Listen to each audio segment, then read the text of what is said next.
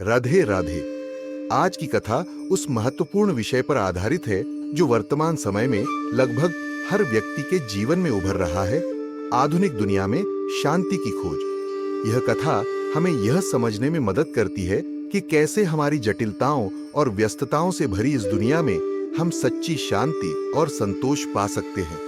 बुद्ध की यह कहानी न केवल हमें समस्याओं का समाधान सिखाती है, बल्कि हमारे जीवन में आंतरिक शांति की दिशा में पहला कदम भी बढ़ाती है। यह कहानी एक युवा व्यक्ति समीर की है, जो एक बड़े शहर में काम करता था। समीर का जीवन बाहर से देखने पर बहुत सफल लग रहा था। उसके पास एक अच्छी नौकरी थी, अच्छा वेतन था और वह एक आरामदायक जीवन जी रहा था। लेकिन उसके मन की शांति कहीं खो गई थी। वह हर समय तनाव में रहता, चिंता और अवसाद से घिरा हुआ महसूस करता। समीर का जीवन दिन प्रतिदिन की भागदौड़ में व्यतीत हो रहा था। वह सुबह जल्दी उठता, काम पर जाता, दिन भर कंप्यूटर के सामने बैठकर काम करता और फिर देर रात घर लौटता। उसे ऐसा लगता था कि उसके जीवन का कोई अर्थ नहीं है। वह खुद से लगातार पूछता रहता, क्या यही जीवन है? क्या इस दौड़ में जीतने के लिए हमें अपनी आंतरिक शांति का बलिदान देना पड़ेगा? एक दिन समीर को अपने पुराने मित्र से मुलाकात का मौका मिला। यह मित्र एक साधारण व्यक्ति था जो गांव में रहता था। जब समीर ने अपने मित्र से अपनी समस्याओं के बारे में बताया तो उसका मित्र मुस्कुराया और कहा, समीर, तुम्हें गौतम बुद्ध के उपदेश की आवश्यकता है।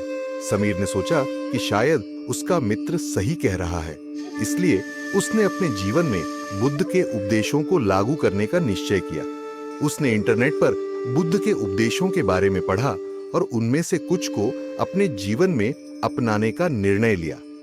सबसे पहले समीर ने ध्यान, मेडिटेशन की प्रैक्टिस शुरू की। उसने हर सुबह उठकर ध्यान करना शुरू किया। शुरू में उसे इस प्रैक्टिस में कठिनाई हुई, क्योंकि उसके मन में लगातार विचार आते रहते थे। लेकिन धीरे धीरे उसने सीखा कि कैसे अपने मन को शांत रखना है और उन विचारों को जाने देना है।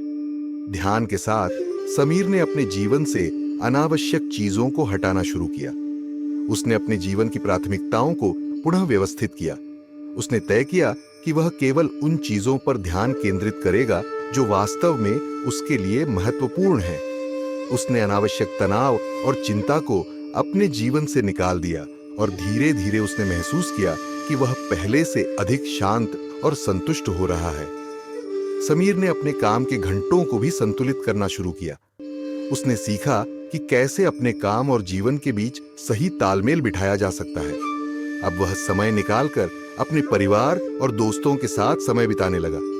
उसने सीखा कि जीवन की सच्ची खुशी और संतोष उन छोटी छोटी चीजों में है जिन्हें हम अक्सर नजरअंदाज कर देते हैं। समीर ने यह भी महसूस किया कि जीवन में केवल बाहरी सफलता ही महत्वपूर्ण नहीं होती, बल्कि आंतरिक शांति और संतोष भी बहुत आवश्यक है।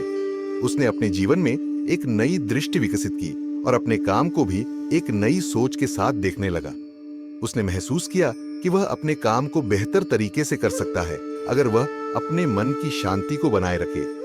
समीर की इस नई सोच ने उसके जीवन में एक नया मोड़ ला दिया। अब वह न केवल अपने काम में बेहतर प्रदर्शन कर रहा था, बल्कि उसने अपनी आंतरिक शांति को भी हासिल कर लिया था। उसने सीखा कि आधुनिक दुनिया की जटिलताओं में भी शांति और संतोष प्राप्त किया जा सकता है अगर हम सही दृष्टिकोण अपनाएं और बुद्ध के उपदेशों को अपने जीवन में लागू करें। बुद्ध ने कहा था कि शांति मन की स्थिति है, इसे बाहर से नहीं बल्कि भीतर से प्राप्त किया जाता है। समीर ने इस उपदेश को समझा और अपने जीवन में अपनाया। उसके जीवन में अब न केवल बाहरी सफलता थी, बल्कि आंतरिक शांति और संतोष भी था।